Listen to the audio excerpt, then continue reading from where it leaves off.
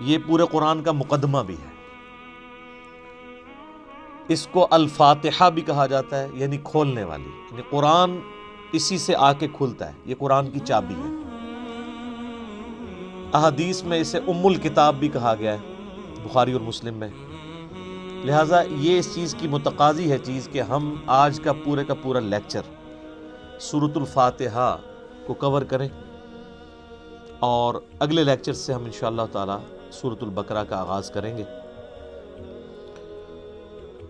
میرے بھائیو، سورۃ الفاتحہ قرآن حکیم کی وہ واحد سورت ہے کہ جس کی فضیلت قرآن میں آئی ہے۔ قرآن کی کوئی سورت ایسی نہیں ہے، انکلوڈنگ سورۃ الاخلاص بھی، کہ جس کی فضیلت قرآن میں آئی ہو سوائے سورۃ الفاتحہ کے۔ اس لیے فضیلت کے اعتبار سے قرآن حکیم کی سب سے افضل سورت وہ سورۃ الفاتحہ ہے۔ اس کی سپورٹ میں انشاءاللہ بخاری اور مسلم سے احادیث بھی پیش کروں گا۔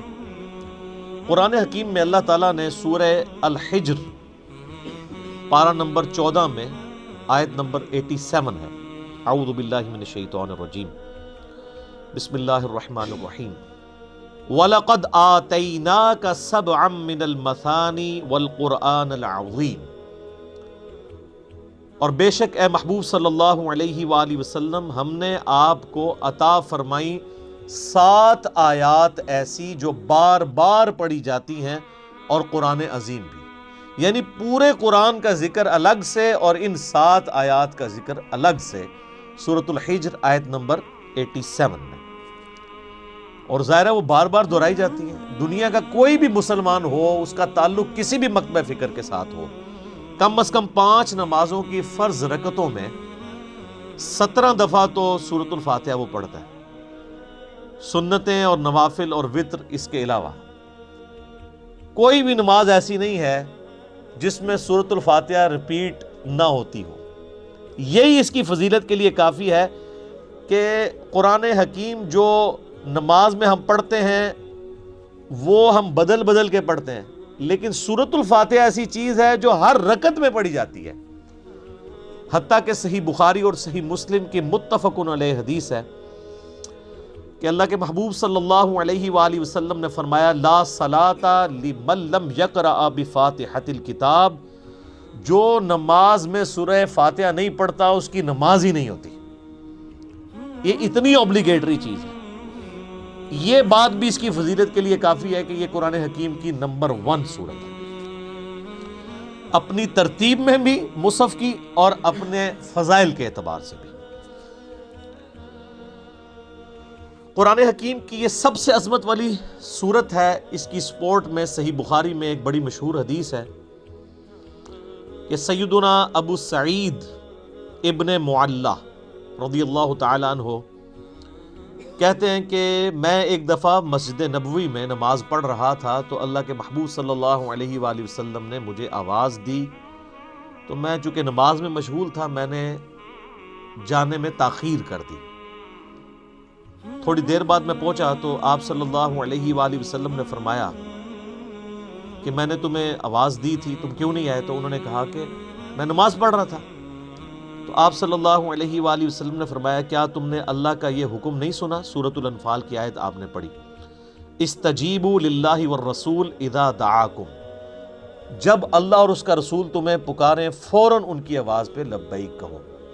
اس کائنات میں ایک ہی ہستی ایسی ہے مخلوقات میں کہ جو اگر عین نماز کی حالت میں بھی کسی کو بلائیں تو نماز توڑ کر نہیں، نماز چھوڑ کر اسی حالت میں ان کی خدمت میں حاضر ہونا یہ فرض ہے، سورۃ الانفال کی اس آیت کے تحت اور بخاری کی اس حدیث کے تحت۔ اور وہ امام اعظم محمد رسول اللہ صلی اللہ علیہ وآلہ وسلم کی مبارک ذات ہے۔ نماز توڑ کر نہیں، کیونکہ نبی علیہ السلام کی طرف جانا اللہ کے ایک حکم سے دوسرے حکم کی طرف جانا ہے۔ وہ جہاں پہ نماز اس نے چھوڑی ہوگی، اگر 1 رکعت پڑھی ہے، 2 پڑھی ہیں، 3 پڑھی ہیں، تو آ کر وہیں سے اپنی نماز شروع کرے گا، اس کی نماز ٹوٹے گی بھی نہیں۔ اس پہ اجماع امت ہے۔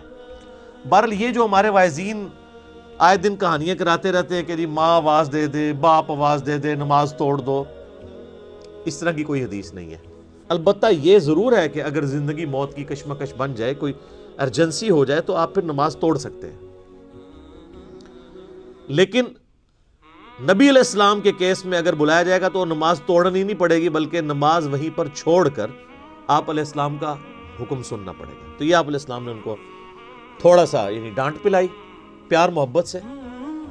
پھر آپ نے اس صحابی کا ہاتھ اپنے ہاتھوں میں پکڑا اور پھر فرمایا کہ میں اس مسجد سے باہر نکلنے سے پہلے تمہیں قرآن حکیم کی سب سے عظیم سورت سکھاؤں گا۔ آپ علیہ السلام کی عادت تھی کہ آپ اگر کسی کو تھوڑا سا بھی سختی سے پیش آتے تھے تو پھر اس کے ساتھ دل جوئی بھی فرماتے تھے۔ آپ ہاتھ پکڑے اور فرمایا کہ میں تمہیں ایک تحفہ دوں گا۔ وہ صحابی کہتے ہیں پھر تھوڑی دیر بعد جب ہم مسجد سے باہر نکلے تو مسجد سے نکلتے ہوئے میں نے نبی علیہ السلام سے کہا یا رسول اللہ اپنا وعدہ پورا کریں، آپ نے مجھے کہا تھا کہ آپ مجھے قرآن کی سب سے عظمت والی سورت تعلیم فرمائیں گے۔ تو آپ علیہ السلام نے فرمایا کہ وہ سورت ہے الحمدللہ رب العالمین، یعنی سورۃ الفاتحہ۔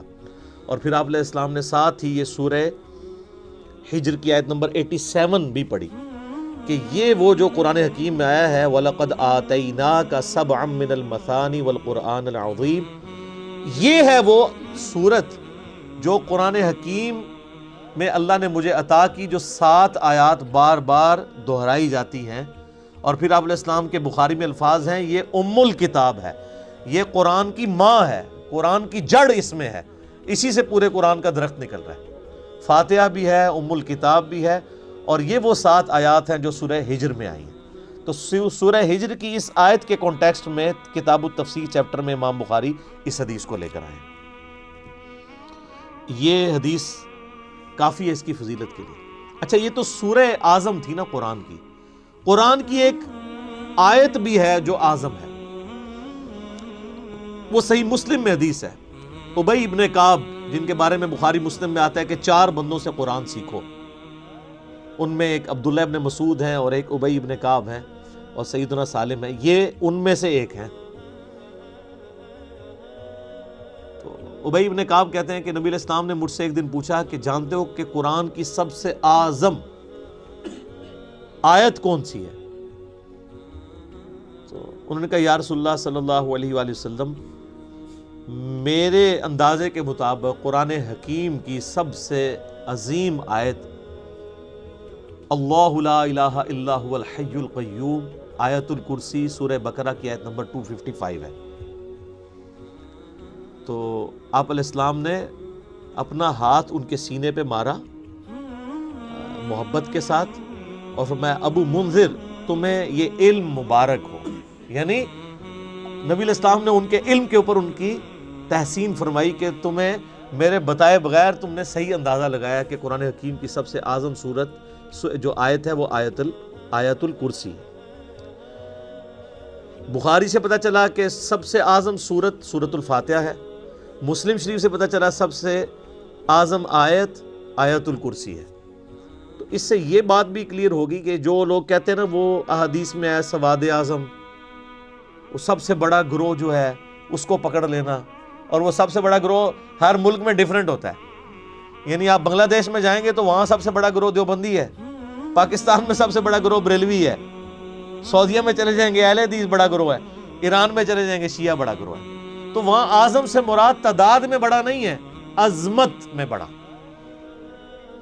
ورنہ سورۃ الفاتحہ کی تو 7 آیات ہیں اور سورہ بقرہ کی 286، تو وہ ہونی چاہیے تھی سورہ اعظم۔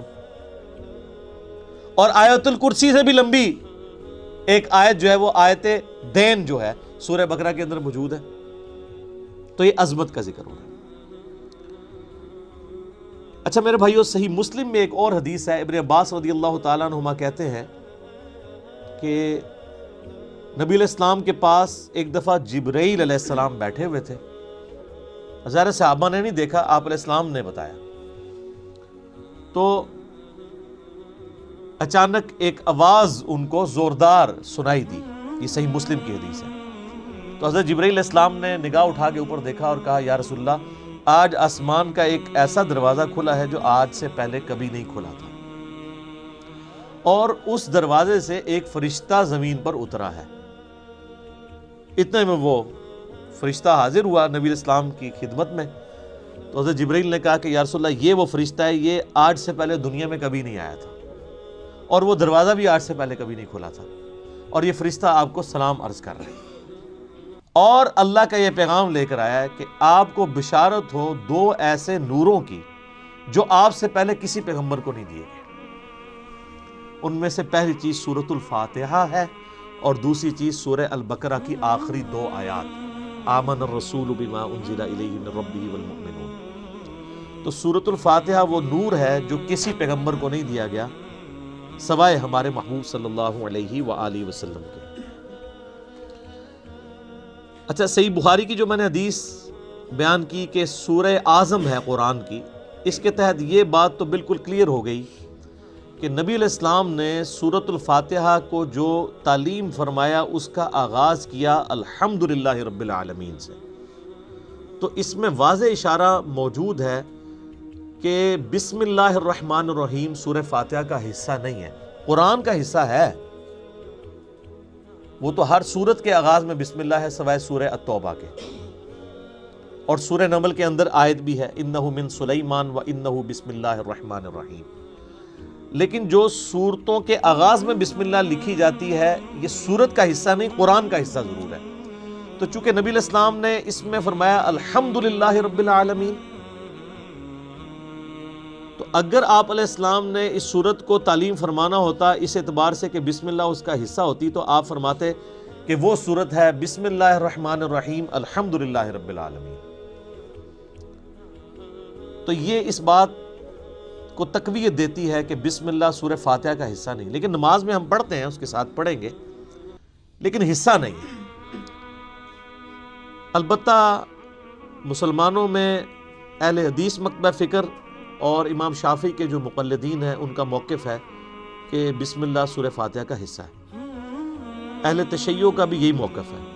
اسی لیے آپ اگر شیعہ کے چھپے ہوئے قرآن دیکھیں گے اور اہل حدیثوں کے، اب یہ میرے ہاتھ میں جو قرآن ہے یہ سعودیہ سے چھپا ہوا ہے، یہ اہل حدیث کا ہے، اس میں بھی بسم اللہ الرحمن الرحیم کو پہلی آیت انہوں نے ڈکلیئر کیا ہوا ہے، اور الحمدللہ رب العالمین کو دوسری آیت۔ امام حنیفہ رحمہ اللہ تعالی اور کئی ایک ائمہ کا یہ موقف ہے کہ سورہ فاتحہ کا حصہ نہیں ہے بسم اللہ۔ میرے نزدیک امام ابو حنیفہ رحمہ اللہ کا موقف احادیث کی روشنی میں مضبوط ہے، کیونکہ نبی علیہ السلام سورہ فاتحہ کا اعلان کرتے ہوئے اس کو الحمدللہ رب العالمین سے بتا رہے ہیں۔ اس سے بھی بڑھ کر دلیل ایک صحیح مسلم کی حدیث ہے، بڑی رقت انگیز حدیث ہے، اور وہ حدیث قدسی آپ نے اکثر سنی ہوگی۔ سیدنا ابو ہریرہ رضی اللہ تعالیٰ عنہ کہتے ہیں کہ اللہ کے محبوب صلی اللہ علیہ وآلہ وسلم نے فرمایا اس شخص کی نماز ناقص ہے، ناقص ہے، ناقص ہے جو سورہ فاتحہ نہیں پڑھتا نماز میں۔ تو کچھ تابعین نے عرض کیا کہ ابو ہریرہ جب ہم امام کے پیچھے ہوتے ہیں پھر ہم کیا کریں؟ تو انہوں نے کہا اقرأ بہا فی نفسک، تم پھر اپنے جی میں آہستہ آہستہ پڑھ لیا کرو۔ وہ جز القراء امام بخاری کی کتاب میں آتا ہے کہ وہ آپ نے جب امام سکتے کرتا ہے ان سختوں کے دوران پڑھنی ہے، امام کے ساتھ نہیں پڑھنی۔ اب یہ الگ سے ایک ٹاپک ہے، میں آج اس کو ڈسکس نہیں کروں گا۔ میرا یوٹیوب پہ کلپ ہے امام کے پیچھے فاتحہ اور اس کے ساتھ نیو لکھا ہوا ہے، اس میں نے موقف بیان کیا۔ اور پھر نبی علیہ السلام نے فرمایا حدیث قدسی، یعنی اللہ کا فرمان بزبان محمد رسول اللہ صلی اللہ علیہ وآلہ وسلم، کہ اللہ تعالیٰ فرماتا ہے قسمت الصلاۃ بینی و بین عبدی نصفین۔ اچھا، یہ حدیث شیعہ کے ہاں بھی پائی جاتی ہے جو میں بیان کر رہا ہوں صحیح مسلم کی، اب کہ میں نے نماز اپنے اور اپنے بندے کے درمیان برابر تقسیم کر لی ہے، نصف میرے لیے ہے اور نصف میرے بندے کے لیے۔ اور نماز کسے کہا؟ سورہ فاتحہ کو، پوری نماز۔ پھر اللہ تعالیٰ نے فرمایا، نبی علیہ السلام فرماتے ہیں کہ جب میرا بندہ کہتا ہے الحمدللہ رب العالمین، تو میں کہتا ہوں میرے بندے نے میری حمد بیان کی، میری تعریف کی۔ جب وہ کہتا ہے الرحمن الرحیم، تو میں کہتا ہوں میرے بندے نے میری ثنا کی۔ جب وہ کہتا ہے مالک یوم الدین، تو میں کہتا ہوں میرے بندے نے میری تمجید بیان کی، میری بزرگی کا اعتراف کر لیا۔